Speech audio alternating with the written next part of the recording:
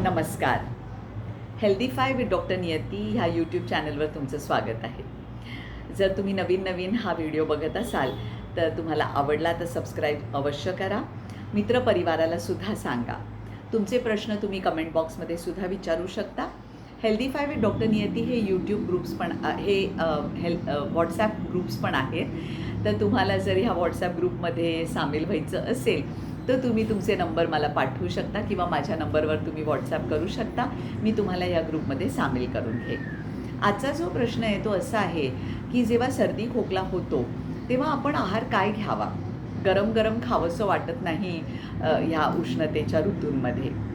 तर प्रेक्षक हो, तांदूळ धुवून जर तुम्ही ठेवलेत आणि त्याच्यात पुष्कळ पाणी घातलं आणि अगदी पातळ अशी तांदूळाची पेज मीठ घालून दिवसातनं 6 वेळा एक पेला तुम्ही प्यायलात तर खोकला नक्की बरा होतो. त्याच्याचबरोबर मुगाचं पाणीसुद्धा पण किंचित मीठ घालून असं तुम्ही प्यायलात. तूप घालू नका मात्र. मुगाचं पाणी, तांदूळाचं पाणी हे प्यायलात तर शरीरातलं पाणी पण कमी होत नाही, शरीरातली मिठं पण कमी होत नाही आणि खास करून मुगाचं पाणी जे आहे ना ते आपल्याला खूप ताकद देतं. त्याच्याबरोबरच पालकचं सूप आहे, मशरूमचं सूप आहे, ह्याच्यानी सुद्धा आपल्याला ताकद मिळते. त्याच्याबरोबर जो कांदा आणि लसूण परतून थोडंसं त्याच्यामध्ये घालावं. जर का तुम्ही पालकचं सूप बनवत असाल तर त्याच्यामध्ये पाची डाळी थोड्याशा उकडवून त्या घालू शकता.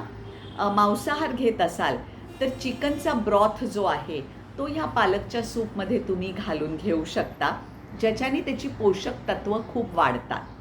असं एक बोल भरून तुम्ही जर सूप प्यायलात तर आपल्याला पुष्कळ ताकद येते.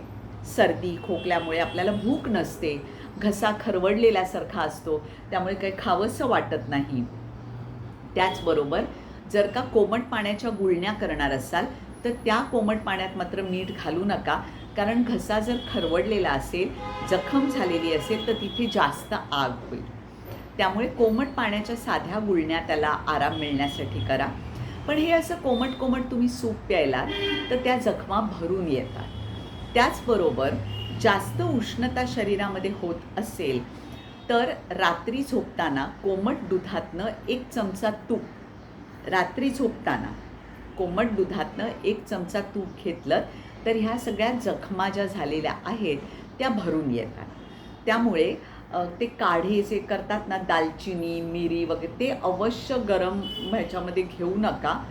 गरम ह्याच्यात आपल्याला थंड इलाज करायचा आहे.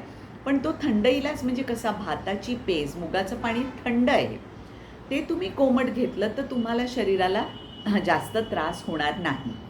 तर अशा पद्धतीची सगळे वेगळे सूप आहेत, मुगाचं पाणी आहे, भाताची पेज आहे, असं आपण पिऊन आपल्या शरीराला पोषण देऊ शकतो आणि त्याचबरोबर कमी खाल्ल्यामुळे आपल्या शरीराला त्रास होणार नाही.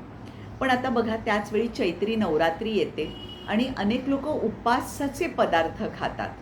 उपवासाचे सगळे पदार्थ अतिशय उष्ण आणि खरं म्हणजे आपल्या शरीराला तापदायक असतात. त्यामुळे ते पदार्थ, उपवास कशाला सांगितला आहे की वसंत ऋतूमध्ये आपण थोडं कमी खावं, ज्या योगे कफाचा निचरा होईल. पण त्याचा आपण विरुद्ध अर्थ घेतल्यामुळे चुकीचे पदार्थ खातोय. कमी खा, पोषक तत्व खा आणि ह्या ऋतूमध्ये स्वतःला सर्दी खोकल्यापासून लांब ठेवा. हा व्हिडिओ तुम्हाला कसा वाटला हे सांगायला विसरू नका. कमेंट बॉक्समध्ये तुमच्या कमेंट्स लिहा. औषध हवं असेल तर माझा नंबर तुम्हाला दिलेलाच आहे, त्या नंबरशी तुम्ही संपर्क साधू शकता आणि मी तुम्हाला औषधं कुरिअरनी पाठवू शकते. नमस्कार.